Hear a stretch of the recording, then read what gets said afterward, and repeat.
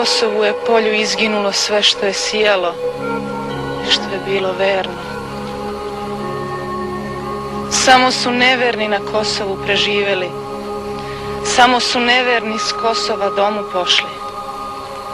S pragova i gledamo neudate udovice. Za koga da se ude udajemo? Čiju decu udovice da rađamo? Zar da nastavljamo izdajnički rod?